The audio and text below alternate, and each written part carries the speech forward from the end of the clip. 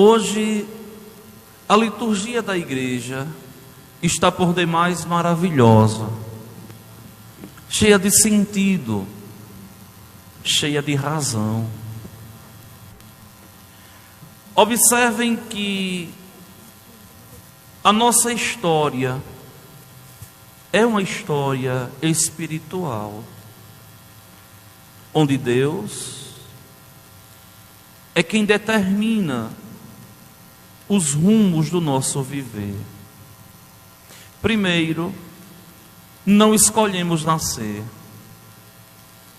Depois, não escolhemos a família que temos.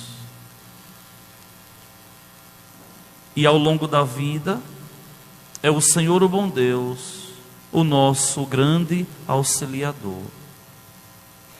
Quando nós olhamos para a figura de São João Batista, que juntamente com Nossa Senhora e com Isaías, são as grandes personagens do tempo do Advento, nós vemos que eles foram preparados desde toda a eternidade. João já estava nos planos de Deus. Ele é o novo Elias, aquele que vai anunciar o reino. A bem-aventurada Virgem foi preservada do pecado desde a sua concepção, por isso Imaculada Conceição. Isaías, colocado como um dos grandes profetas das nações, a anunciar aquele que haveria de nascer de uma virgem, que deveria ser preparado por Elias, João Batista. Só que o texto de hoje, ele nos fala de uma realidade muito interessante. Por quê? Porque começa com um elogio a João Batista. De todos os homens que já nasceram, nenhum é maior que João Batista. Por quê? Porque João Batista é um profeta que aponta, que anuncia o Messias. Os outros anunciaram, ele virá. João Batista confirma: eis o Cordeiro de Deus. Por isso esse dedinho aqui na imagem levantado. Eis o Cordeiro de Deus que tira o pecado do mundo.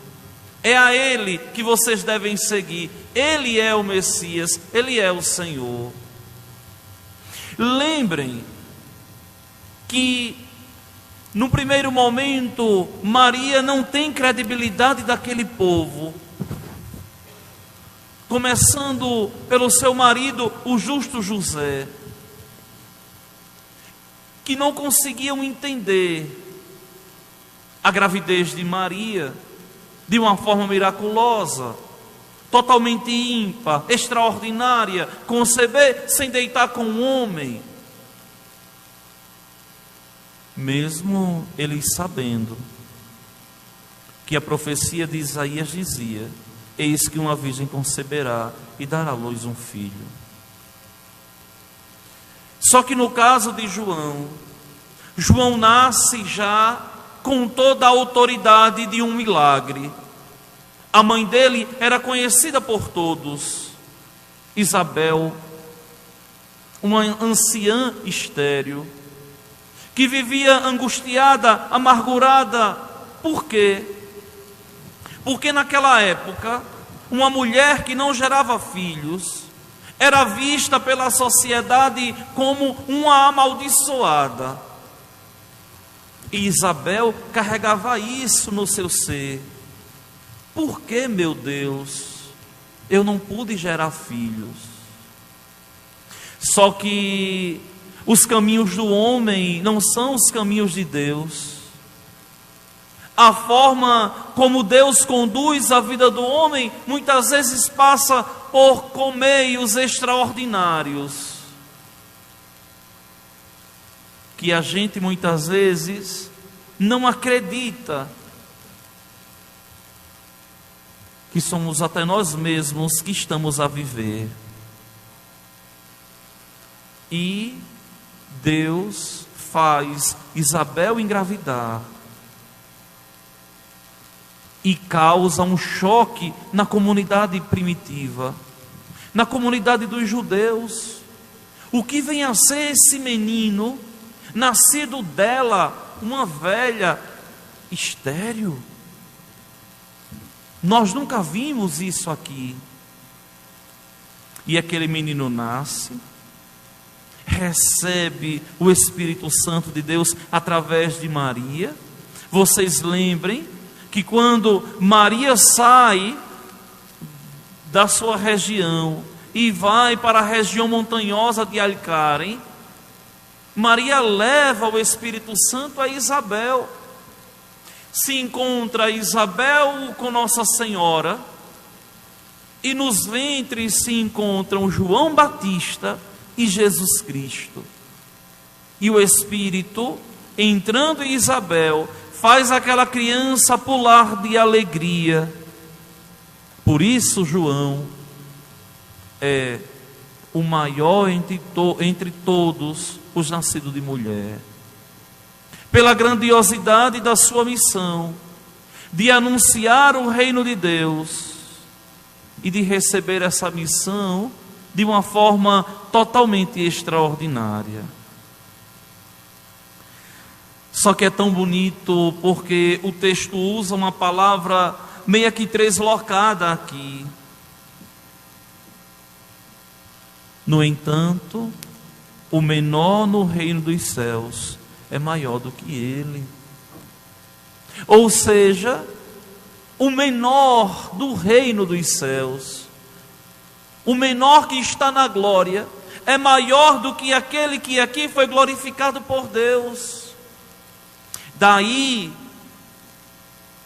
nós podemos interpretar aqui, estar nos céus é a grande glória do homem. E por mais que o homem aqui seja santo, o seu lugar é o céu, é estar em Deus. E Jesus diz umas palavras aqui, que durante muito tempo foi causa de estudo dos eclesiásticos, dos religiosos, desde o tempo de João Batista até agora. O reino dos céus sofre violência, e são os violentos que o conquistam. Só que aqui nós temos que entender que não é uma violência social, não. Nós temos que entender que aqui é uma violência espiritual. Quem é que alcança o céu? Aquele que é determinado, aquele que sempre causa um reboliço naqueles que não querem viver em Deus. A violência aqui é a determinação para dizer: eu sou de Cristo, isso posso, isso eu não posso, mas eu estou com uma vontade tão grande de fazer isso, mas não posso. Os violentos aqui são aqueles que jejuam, são aqueles que vivem a fé, são aqueles que esperam em Deus. Porque, minha gente, é uma coisa tão interessante, porque as pessoas, elas não conseguem entender a relação do homem com Deus. E muitas vezes elas querem um Deus que resolva os seus problemas, mas não querem elas resolverem os problemas que foram permitidos por Deus. Elas querem um Deus que respondam os seus questionamentos, e não um Deus que questione mais. As pessoas querem um Deus que esteja presente quando eles querem, quando elas querem, as pessoas, e não querem um Deus que espera para nos aproximar de nós, na medida em que nós nos aproximamos dele. E aqui é o grande diferencial. Quanto mais se reza, mais se tem vontade de rezar. Quanto menos se reza, menos vontade se tem de rezar. Existe uma coisa chamada exercício, força de vontade, treinamento. A gente, nós só não treinamos o nosso corpo, não. Treinamos também a nossa alma. Por exemplo, se uma pessoa, ela é convidada a caminhar daqui para o Riachinho, a 28 quilômetros. Se ela não tem o costume de caminhar, ela não vai conseguir. Mas se ela decidir e começar a treinar, e começar a se exercitar, daqui a alguns meses ela vai conseguir. A vida espiritual é a mesma coisa. Tem gente que quer rezar um Pai Nosso e uma Ave Maria e já quer ser um grande místico. Não. É preciso exercitar o espírito. É preciso fazer exercícios de fé. Daqui o jejum, daí a abstinência, daí os momentos de oração, a ascese.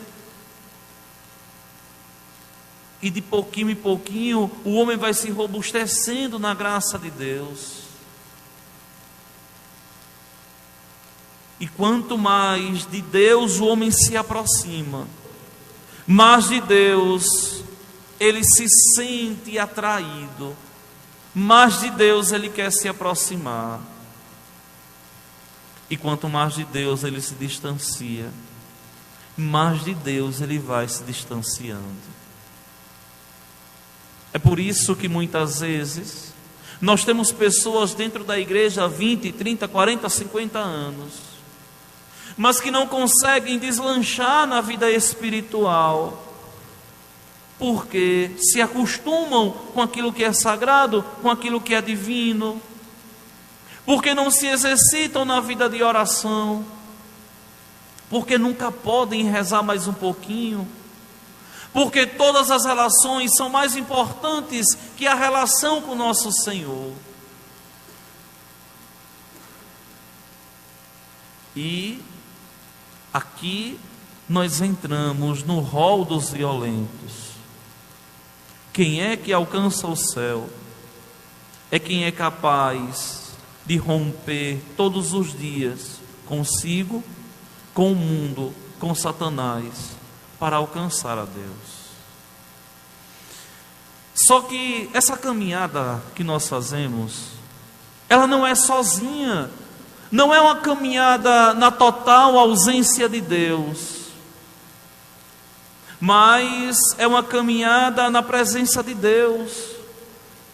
Peguem essa primeira leitura de hoje, desse grande Isaías, desse profeta das nações, desse profeta de Maria, desse profeta de Jesus, e olhem as palavras de Isaías na liturgia de hoje. Eu sou o Senhor teu Deus. Uma afirmação tão bela. Ele é Deus. Só que Ele não é um Deus distante, que parece que não existe. Não. Eu sou o teu Deus, que te tomo pela mão e te digo: não temas, eu te ajudarei. Minha gente, todas as palavras que eu disse até agora na prédica de hoje não são nada diante dessa afirmação de Deus. Eu sou o Senhor teu Deus, e te pego pela mão. Não tenhas medo, eu te ajudarei. Bastaria tomarmos posse dessas palavras aqui e empreendermos a nossa história, a nossa vida, tomando consciência de que, se estamos em comunhão com Deus, se levamos a sério a nossa vida espiritual, não devemos nada temer, porque temos Deus. E quem ama, não tem medo. Quem ama a Deus. Olhem que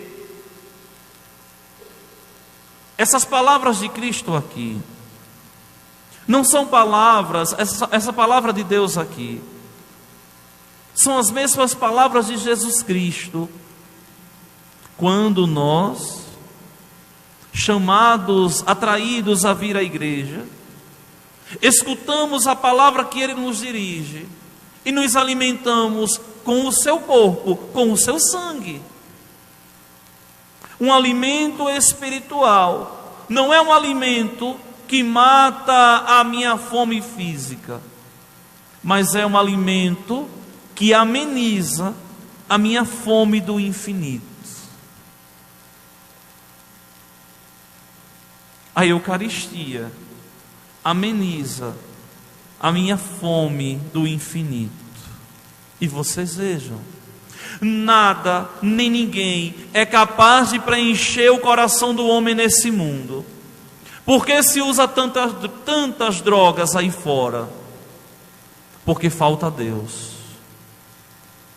Porque tantas pessoas que não conseguem viver um final de semana sem colocar álcool na boca e se embriagar? Porque falta Deus.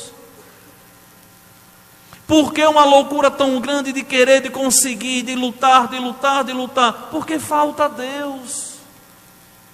E vejam, mais uma vez eu digo, que nada nem ninguém é capaz de nos preencher se nós não tivermos preenchidos de Deus.